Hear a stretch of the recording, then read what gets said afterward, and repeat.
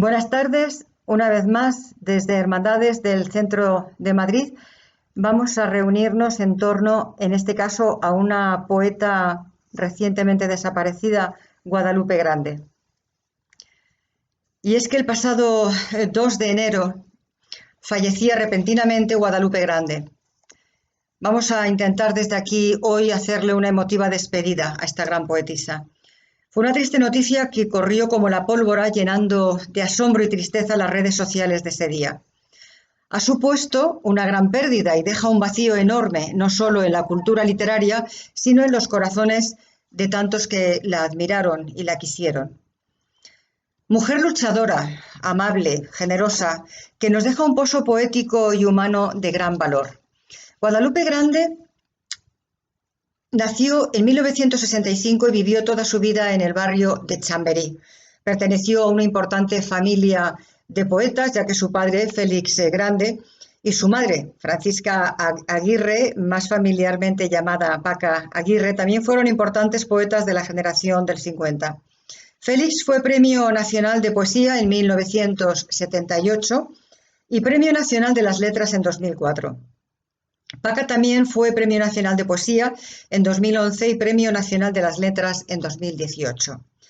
Carmen Ochoa y Antonio Crespo se expresaban así el pasado 4 de enero en el obituario del diario.es sobre Guadalupe, y que cito textualmente: en esta casa que fue de la poesía y la amistad, por la que pasaron las voces más importantes de las letras de España y Latinoamérica, creció Guadalupe.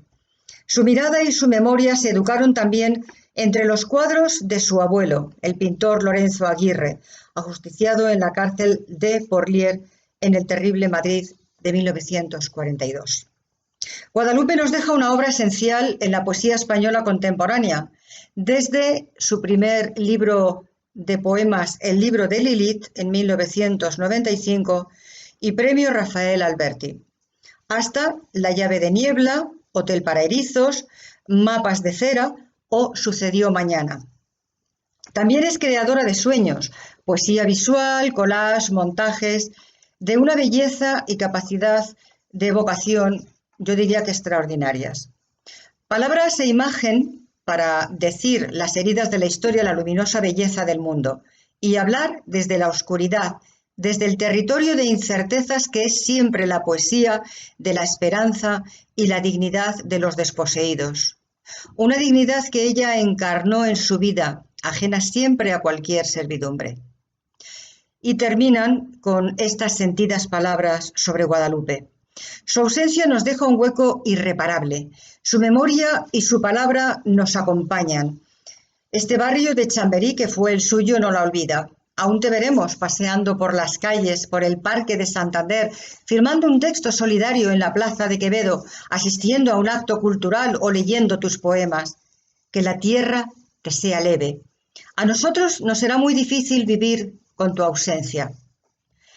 Y bien, pues efectivamente así es. No se puede describir mejor el valor de Guadalupe como poeta, también como ser humano. Escuchemos un poema de su libro de Lilith titulado Azogue, y en el que vemos ciertas imágenes que nos van a resonar a despedida. Vivimos de costado, pasamos de puntillas. Gracias a Dios, nadie quedará para recordar en nombre de quién habrá que dirimirse la venganza. Cuando el tiempo se escapa sin rostro de las manos, dejando un polvo amarillo en el azogue, es menester estar atentos. Cuando los días huyen a hurtadillas, despreciando nuestro estupor, mientras se pudre el grano en el almiar, es menester ser precavidos. Cuando la vida se oculta en los rincones y no hay perro de caza que pueda hallar su rastro, solícitos acudimos a las puertas del miedo. El bosque de certezas ardió hace 3 noches, y yo he venido a pregonar la escarcha de la duda. O este otro titulado Junto a la puerta, que también nos hace pensar en su precipitado adiós y se nos hace mucho más dolorosa su ausencia. La casa está vacía y el aroma de una rencorosa esperanza perfuma cada rincón. ¿Quién nos dijo mientras nos desperezábamos al mundo, que alguna vez hallaríamos cobijo en este desierto. ¿Quién nos hizo creer, confiar, peor, esperar, que tras la puerta, bajo la taza, en aquel cajón, tras la palabra, en aquella piel, nuestra herida sería curada? ¿Quién escarbó en nuestros corazones y más tarde no supo qué plantar y nos dejó este hoyo sin semilla donde no cabe más que la esperanza? ¿Quién se acercó después y nos dijo bajito, en un instante de avaricia, que no habría rincón donde esperar? ¿Quién fue tan impiedoso? ¿Quién que nos abrió este reino sin tazas, sin puertas ni horas mansas, sin treguas, sin palabras con que fraguar el mundo? Está bien, no lloremos más. La tarde aún cae despacio. Demos el último paseo de esta desdicha esperanza. En su otro poemario titulado La llave de nieblas, encontramos estos bellos poemas, como el titulado Bodegón. Las 9 y la cocina está en penumbra. Estoy sentada ante una mesa tan grande como el desierto, ante unos alimentos que no sé cómo mirar. Y si les preguntara, ¿qué me contestarían? Son naranjas de una cosecha a destiempo, mandarinas sin imperio, acelgas verde luto, lechugas verde olvido, apios sin cabeza, verde nada, verde luego, verde en fin. Bandejas de promisión en el condado del desamparo. La tarde se dilata en la cocina y aquí no llega el sonido del mar. La soledad de las naranjas se multiplica. No hay pregunta para tanta opulencia. Aquí, en la serenidad de esta banqueta de 3 patas, rodeada por una muralla de mandarinas huérfanas, una legión de plátanos sin mácula, un bosque de perejil más frondoso que la selva tropical. Alimentos mudos y sin perfume. Os miro y solo veo una caravana de mercancías, el sueño de los conductores, una urgencia de frigoríficos y un rastro de agua sucia atravesando la ciudad. Letanía sin nosotros.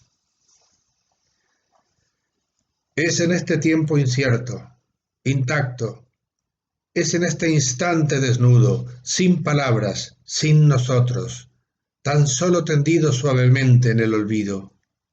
Es bajo esta lluvia muda y ciega, esta lluvia sin nosotros, esta hora sin nosotros, esta agua sin sed.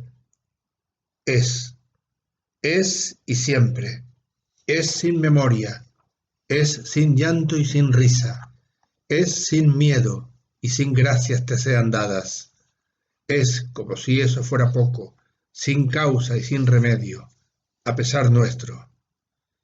Y es, desde luego, sin calles ni avenidas, sin fuentes ni estaciones, sin la tristeza que da mirar el firmamento. Y es que Guadalupe no solo fue poeta, sino también ensayista, crítica. Sus poemas figuran en revistas y en antologías de ámbito nacional e internacional también. Junto a Juan Carlos Mestre realizó la selección y traducción de La aldea de Sal, que es una antología del poeta brasileño Ledo Ivo. Se licenció en Antropología Social por la Universidad Complutense de Madrid. Fue responsable de la actividad poética también de la Universidad Popular José Hierro en San Sebastián de los Reyes. Fue invitada a recitar en la primera muestra iberoamericana de poesía en Manizales, Colombia, en encuentros culturales en Colombia, Roma, Argelia, en festivales internacionales de poesía de Medellín, Bogotá, en el Instituto Cervantes de Cracovia y Roma, Festival Internacional de Poesía en Sarajevo y en Inverso 2011, que fue el Festival de Poesía Independiente de Madrid. Como crítica literaria colaboró desde 1989 en diversos diarios y revistas culturales como El Mundo, El Independiente, Cuadernos Hispanoamericanos, El Urogallo, Reseña y otros. En 2008 obtuvo la beca Valle Inclán para la creación literaria en la Academia de España en Roma, en el ámbito de la edición y la gestión cultural, trabajó en diversas instituciones como los cursos de verano de la Universidad Complutense de Madrid, Casa de América y del Teatro Real. Desde ese año 2008 también experimenta con la fotografía y el collage. Como vemos, era una mujer entregada por completo a la cultura, a su difusión y siempre dispuesta a que los demás disfrutaran como ella de la belleza del arte en todas sus formas. Vamos a seguir recreándonos en la belleza de sus composiciones con estos poemas llenos de imágenes contradictorias, diría yo, pero llenas de una plasticidad que nos va a permitir participar con la autora de esas luces y sombras que recorren y pueblan sus versos, como este titulado La ceniza. Diccionario, inventario, lista, número preciso, cómputo de un idioma que no podemos entender. Digo que no existe el olvido. Hay muerte y sombras de lo vivo. Hay naufragios y pálidos recuerdos. Hay miedo e imprudencia y otra vez sombras y frío y piedra. Olvidar es solo un artificio del sonido, tan solo un perpetuo acabamiento que va de la carne a la piel y de la piel al hueso. Así como las palabras primero son de agua y luego de barro y después de piedra y de viento. O este titulado Instante. Caminar no es suficiente. El polvo del camino no hace vida. La mirada se aleja. Agua sobre el papel y espuma sobre la palabra. Eres una grieta en el tiempo, Padre. Nada en ti dura y todo permanece. Pronunciar la primera palabra y acudir el desastre, todo fue uno. En aquel instante en que te dibujamos los rostros de los días. No pudo ser. Nunca pudo ser. Nunca habría podido ser, y sin embargo, tenaces son las sombras en su vocación de carne, obstinado su aliento y terca su palabra. Vivir no tiene nombre. El rastro. Somos materia de extrañeza. ¿Quién nos iba a decir a nosotros que hemos sufrido tanto? Pero nuestra memoria no arde y ya no sabemos morir. Memoria de la vida, memoria de los días y la vida, cuchillo que abre el mundo espaciando unas vísceras que no logro descifrar. Memoria de las tardes y la luz, alumbras la mirada. Eres el vigía implacable, la brújula severa, el testigo carcelario que anuda el tiempo en su mazmorra. ¿Qué buscas, memoria? ¿Qué andas buscando? Me sigues como un perro hambriento y tiendas a mis pies tu mirada lastimera. Husmeas perniciosa en el camino el rastro de los días que fueron, que ya no son y que jamás serán. Te arropan los andrajos de la dicha y la desolación te ha vuelto precavida. Memoria de la vida, memoria de los días y la vida. Bien, con esta preciosa muestra, porque creo que a través de estos poemas preciosos podemos conocer esa hondura poética de nuestra querida Guadalupe. En agosto de 2016, el profesor y poeta Tomás Néstor Martínez entrevistó a Guadalupe aprovechando su paso por la 9ª jornada de poesía a orillas del Órbigo. A través de algunas de sus respuestas podemos conocer un poquito mejor a esta gran mujer. Guadalupe Grande Aguirre. Para los amantes de la poesía, estos dos apellidos encierran claramente todo un mundo poético, tanto por parte de padre como de madre. Félix Grande y Francisca Aguirre. Cuando se nace envuelta en poemas, ¿eso condiciona ya en alguna medida? No tengo idea, Tomás. Son dos preguntas que me han hecho constantemente. Cuando era más pequeña, que cómo se sentía una siendo hijo único, y la otra, si condiciona o no haber vivido en nido de poetas. Creo que esto no se puede valorar porque no soy capaz de ponerme en el lugar de haber tenido hermanos ni una casa vacía de libros. Y creo que eso depende luego del temperamento y de los vínculos familiares para que uno pueda gozar de ese legado o aborrecerlo. Tú has visto pasar por tu casa a grandes escritores en lengua castellana del siglo XX y parte del XXI. Destácanos alguno sin que los demás se enfaden. No, a mí me gusta más pensar en mi casa, por la que pasó mucha gente tanto española como latinoamericana. No como si fuese un cenáculo de grandes figuras, sino como en una casa abierta, en el más amplio sentido de la cultura. Mi padre, digamos tal vez el reclamo, fue muy generoso. Apareció gente de todo tipo, estirpe y pelaje, desde gente hiperconocida que venía a través de cuadernos, hasta el adolescente que mandaba unos primeros poemas y que luego llegaría a ser poeta, pero que cuando entró en casa era tan solo un renacuajo de 20 años que tenía mucho interés por la poesía. Y creo que en eso mi padre era importante, tanto por los vínculos con la gente que admiraba, como para abrirle el espacio a quien no tenía asideros y necesitaba creer en esto. Pues bien, más adelante de la entrevista, Guadalupe también nos va a acercar a su obra. Al leer tus poemarios veo momentos, versos que me llevan automáticamente a todo aquello vivido. Y la palabra regreso abunda en unos cuantos de ellos. La interpreto como la memoria y la lucha en contra del olvido. Sí, lo mismo que sucede con los poemas. Uno articula un discurso a posteriori sobre lo escrito y lo vivido. Estudié antropología, no filología, y después me he ido dando cuenta de la memoria como pilar fundamental. La memoria de los antepasados cercanos, la memoria de la especie, ha sido brújula en mi vida y sobre todo la memoria de lo que la gran historia suele olvidar.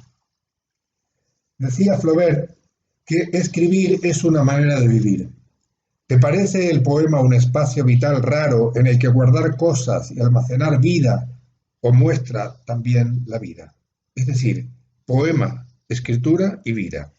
Yo no lo separo. Es una discusión categorizante, más de análisis que de realidad.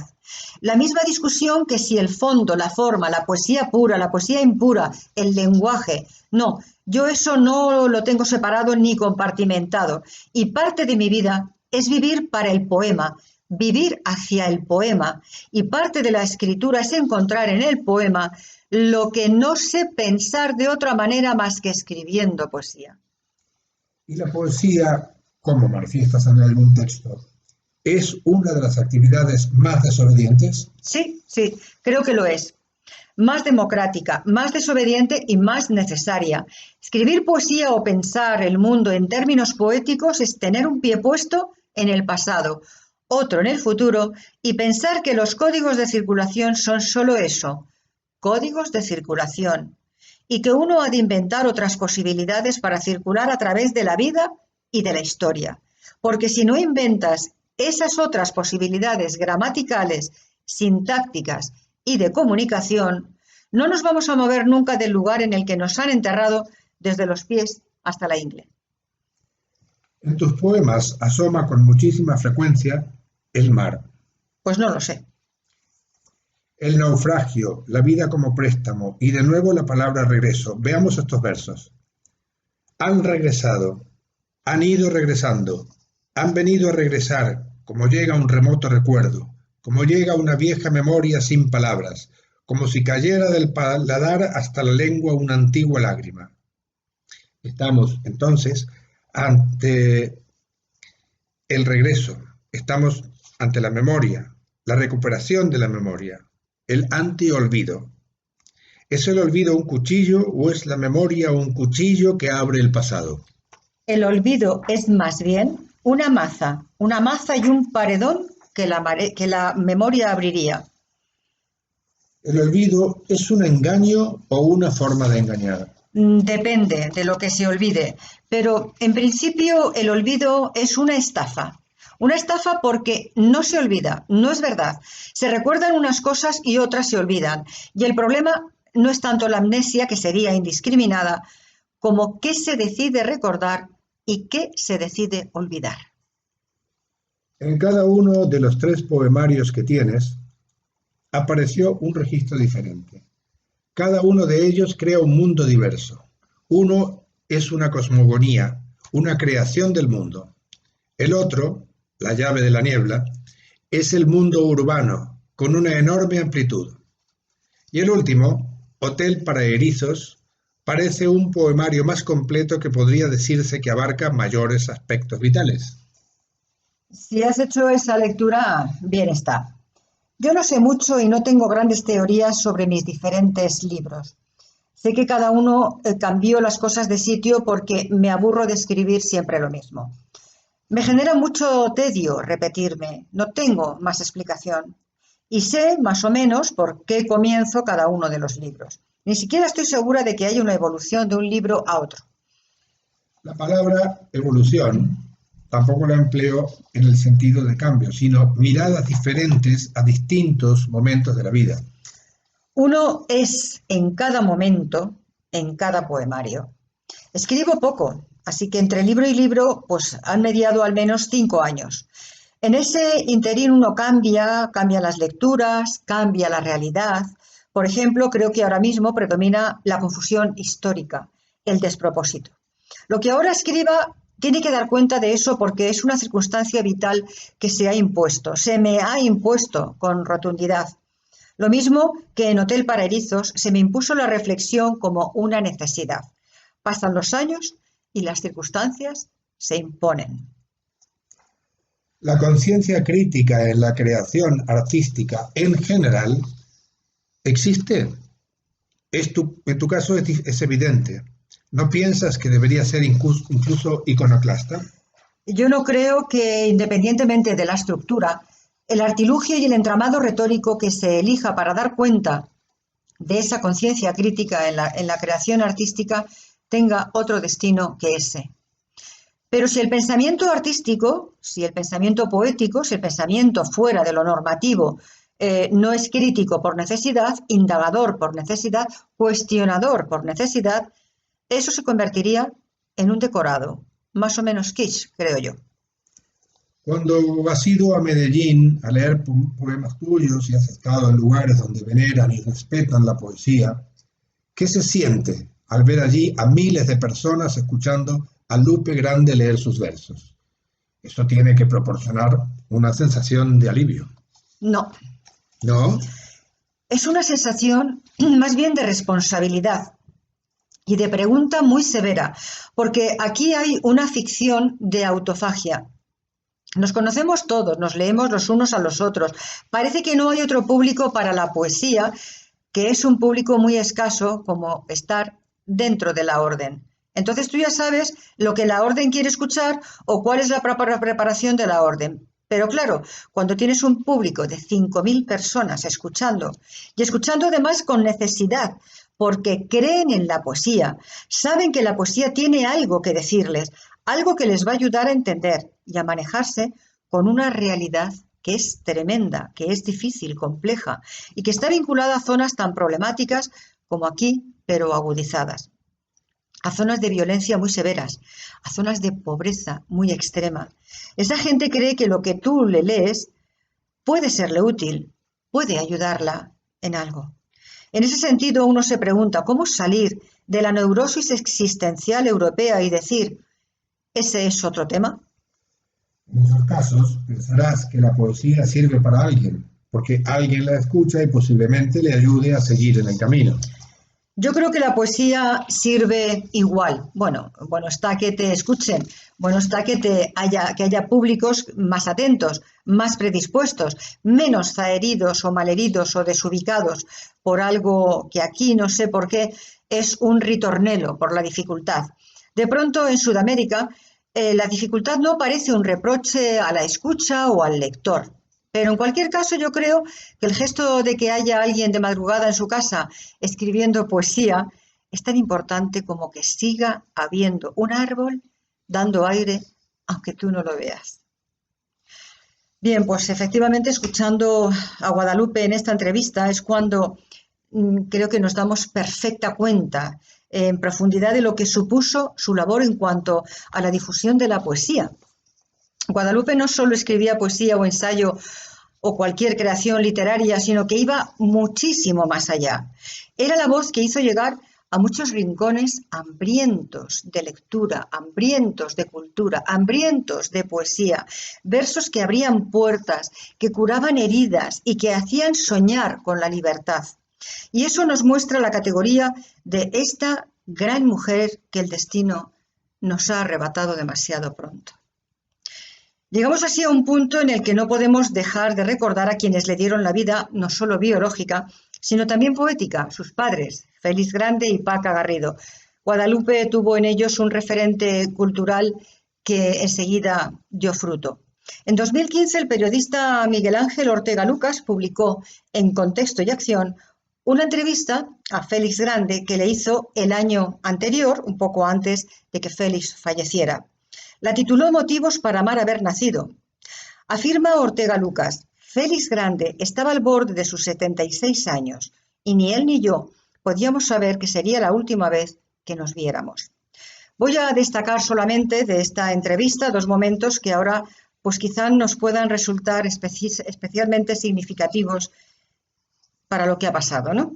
En una pregunta que el periodista le hace sobre el sentido de la vida, Félix responde al principio con humor, riéndose, pero a continuación nos da una bonita lección que seguro que su hija también aprendió de él y que ahora también seguro que los dos están compartiendo. Le preguntan: ¿has llegado a entender cómo funciona la vida y para qué sirve? No he llegado a entender ni la pregunta. Decía Henry Miller: por curioso que parezca, el fundamento de la vida es vivir. Yo no sé cuál es el destino del ser humano, ni qué pasa después de la muerte. Nadie ha vuelto para contarlo, y tengo la sospecha de que no va a venir nadie por ahora. Pero creo que el hecho de que seamos mortales y tengamos una vida muy cortita hace que tengamos la oportunidad de darnos cuenta de que precisamente porque somos finitos, cada hora de la vida es sagrada y es un prodigio. Y en otro momento de la entrevista, pues nos habla emocionado del momento difícil, muy difícil y crítico que pasaron Paca y él cuando Guadalupe estuvo a las puertas de la muerte. Al preguntarle Ortega: si te pidiera que definieras la palabra emoción con un momento de tu vida concreto o varios. Me viene uno instantáneo. Duró unas 20 horas y luego tuvo una segunda parte que dura todavía. Hubo un momento en que tuvimos que meter a Guadalupe en el quirófano. Recién operada a corazón abierto, los médicos estaban seguros de que sobreviviera, no estaban seguros, y esa inseguridad duró unas 20 horas. La emoción de esas 20 horas se ha quedado a vivir en mi sistema circulatorio. Y la alegría, la certidumbre de resurrección que sobrevino, dura ya 30 años. Y desde luego, benditos esos 30 años, pero ya el corazón de Guadalupe no resistió más. Vamos a rendir un pequeño homenaje. No podemos terminar sin evocar también a los padres de Guadalupe con una pequeña muestra poética, como este poema hermoso de Félix Grande titulado Si tú me abandonaras. Si tú me abandonaras, te quedaría sin causa, como una fruta verde que se arrancó al manzano. De noche soñarías que te mira mi mano, y de día, sin mi mano, serías solo una pausa. Si yo te abandonara, me quedaría sin sueño como un mar que de pronto se quedó sin orillas. Me extendería buscándolas como las olas amarillas enormes, y no obstante, yo sería muy pequeño. Porque tu obra soy yo, envejecer conmigo, ser para mis rincones el último testigo, ayudarme a vivir y a morir, compañera. Porque mi obra eres tú, arcilla pensativa, mirarte día y noche, mirarte mientras viva. En ti está mi mirada, más vieja y verdadera. Y Francisca Aguirre, poetisa alicantina, madre de Guadalupe Grande y más conocida como Paca Aguirre, perteneció a la denominada otra generación de los 50. Poesía sobre todo muy simbólica, pero muy profunda también. Una poesía que celebraba la vida, en la que la nostalgia y el amor se unen en una obra de tardío reconocimiento por supuestísimo, pero que por supuesto no tenía, no por ello tiene menos valor, y que es una pena que no se haya conocido un poquito más la poesía de Paco Aguirre. Vamos a juzgar por nosotros mismos la belleza de este poema titulado Última nieve. Una hermosa mentira te acompaña, pero no llega a acariciarte. Solo sabes de ella lo que dicen, lo que te explican libros enigmáticos que narran una historia fabulosa con las palabras llenas de significación, llenas de claridad y peso exactos, y que tú no comprendes, sin embargo. Pero tu fe te salva, te mantiene. Una hermosa mentira te vigila, aunque no puede verte y tú lo sabes. Lo sabes de esa forma inexplicable en que sabemos lo que más nos hiere. Llueve desde los cielos tiempo y sombra. Llueve inocencia y loco desconsuelo. Un incendio de sombras te ilumina mientras la nieve apaga las estrellas que una vez fueron permanentes ascuas. Una hermosa mentira te acompaña a infinitos millones de años luz. Intacta y compasiva se extiende la nevada. Y bueno, y como no podía ser menos, terminamos con un poema de Guadalupe, del prólogo de su libro de Lilith, que dice así. Estas ruinas que una vez fueron carne y voz están hoy abandonadas a nuestro cuidado. Somos los responsables de su eternidad. Después de cocinar el adobe, llegó la alegría de los muros y el aliento de las ventanas. Caía la tarde como por la cuchara resbala la miel. Atardecía despacio, dándonos tiempo para entender la noche. Descendían las horas en la desnudez del aire. El viento aromaba las sombras. Caía la tarde. El miedo no tenía nombre. Pues hasta pronto, Guadalupe. Te has ido mientras esa tarde caía despacio, pero las huellas de tu aroma y tu poesía quedarán entre nosotros para siempre. Esperamos con esto haber conocido, haber ayudado a conocer un poquito más a Guadalupe Grande, esta mujer muy preocupada por la cultura, la poesía y por todo lo bello, y que ahora, pues bien, seguirá iluminándonos desde el cielo con esa belleza. Y con esto nos despedimos hasta un nuevo encuentro, que seguramente serán diferentes como estamos haciendo actualmente, pero siempre será desde Hermandades del Trabajo, del Centro de Madrid. Muchas gracias. Gracias.